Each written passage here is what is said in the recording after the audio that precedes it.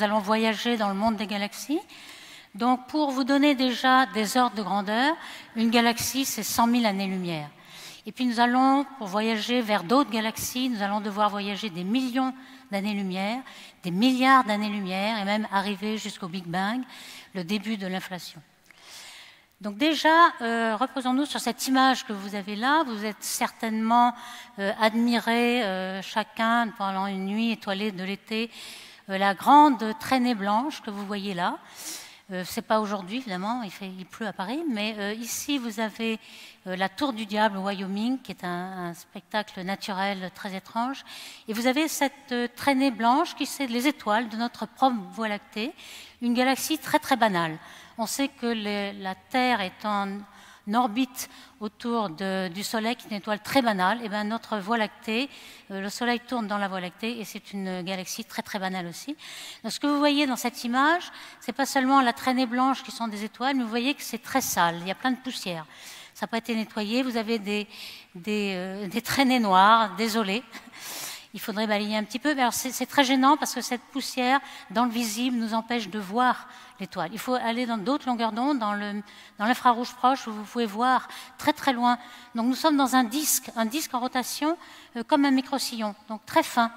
Et on peut aller voir jusqu'au noyau. On verra peut-être que tout à l'heure, nous irons dans le noyau.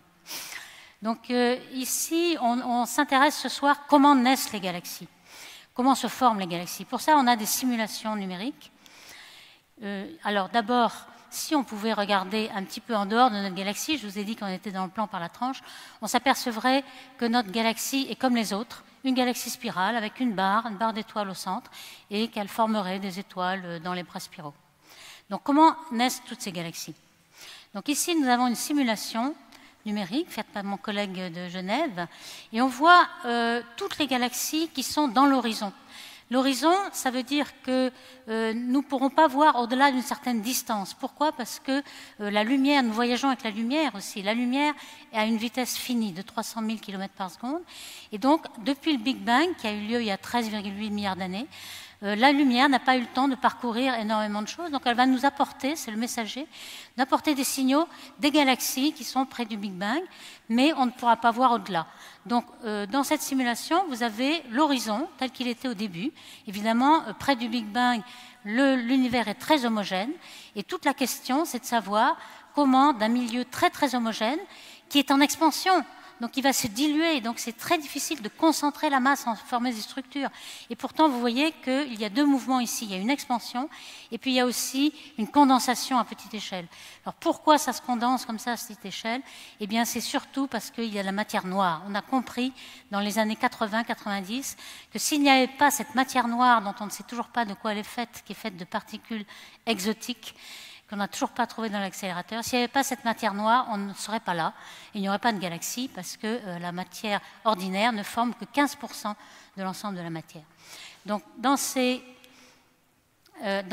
simulation, vous avez vu l'expansion. Alors, qu'est-ce que c'est l'expansion? C'est difficile de se le représenter puisque c'est à 3 dimensions. Ici, on se représente souvent à 2 dimensions l'espace. C'est la paroi du ballon. Et on suppose que vous soufflez dans le ballon. Évidemment, l'espace est en expansion, le ballon est en expansion. Et dans chaque galaxie, autour de la Voie lactée, par exemple, nous voyons toutes les galaxies qui s'éloignent de nous très très vite. Et plus elles sont loin, plus elles s'éloignent vite. C'est la loi de Hubble qui nous dit que la vitesse d'éloignement est proportionnelle à la distance. Alors, en fait, ce n'est pas du tout vrai, puisque, comme vous pouvez le voir sur le ballon, les galaxies sont immobiles et c'est uniquement l'espace qui enfle. Alors, ce qu'on sait depuis 20 ans, depuis 1998, avant, on supposait que, grâce à la gravité de toute la masse qu'il y a dans l'univers, l'expansion allait se décélérer. Et en 1998, on a appris que l'expansion s'accélérait. Donc ça, c'est un mystère. On a été obligé de rajouter l'énergie noire à l'univers qui est responsable de cette accélération et qui contient 70% du contenu de l'univers. Donc en fait, comme cette expansion est très très gênante dans les simulations, ce que l'on fait, c'est on corrige de l'expansion. Vous voyez une simulation numérique où on part d'un état initial complètement homogène. Et puis tout d'un coup, il se forme de la structure, mais les distances entre galaxies sont constantes. Si les galaxies ne bougent pas les unes par rapport aux autres, elles sont de distance constante. Et ce que vous voyez dans cette simulation, c'est qu'on a une structure filamentaire très jolie où se forment les galaxies sur des filaments. Et on appelle ça la toile cosmique. Cette structure filamentaire est due aux conditions initiales de l'univers, aux fluctuations initiales que l'on connaît parce qu'on a observé, par exemple, le fond cosmologique par le satellite Planck notamment. Donc on va regarder plus précisément comment se forme une galaxie. Il y a plusieurs environnements, en fait. Ça dépend beaucoup de l'environnement. Ici, nous avons un environnement très, très calme. Nous avons des simulations avec des filaments de gaz qui sont bleus, parce que c'est du gaz froid. Et puis, lorsque le gaz est chauffé, il devient rose, si vous voulez, et puis, encore plus chaud, il devient jaune. Vous voyez au centre de l'image deux petites galaxies qui fusionnent très calmement. Il y a des voisins, les voisins fusionnent. C'est un petit peu une galaxie de champ, comme la Voie lactée d'ailleurs, qui est très tranquille.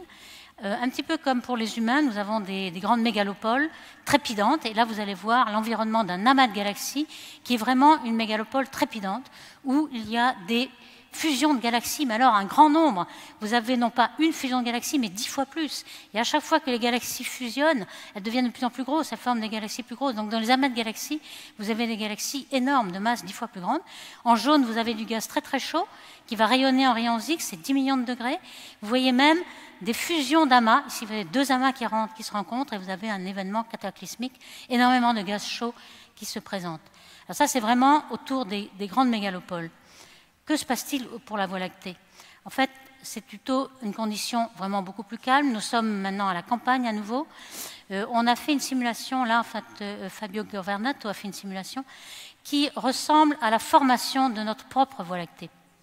Donc ici, vous voyez des petites galaxies naines au début de l'univers, près du Big Bang. Et puis, vous voyez que des filaments arrivent et enrichissent de gaz notre Voie lactée ici. Et puis, peu à peu, un disque se forme.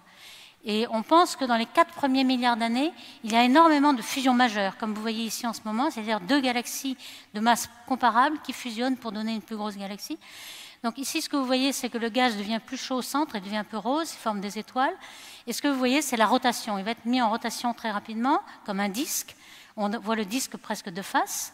Et ce que vous voyez aussi, c'est que la matière tourne beaucoup plus vite au centre qu'au bord. On a des spirales qui se forment, mais de façon différentielle.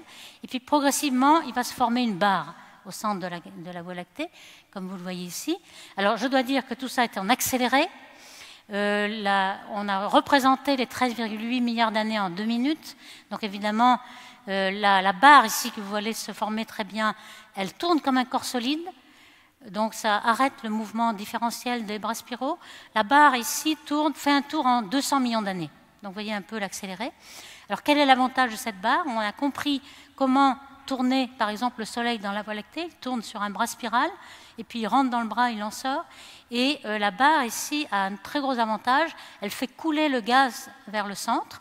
Que va-t-il arriver? Le gaz va enrichir le centre pour former de nouvelles étoiles et surtout va alimenter un trou noir supermassif que l'on sait être présent dans chaque noyau de galaxie. Et dans notre galaxie, il s'agit d'un trou noir de 4 millions de masses solaires.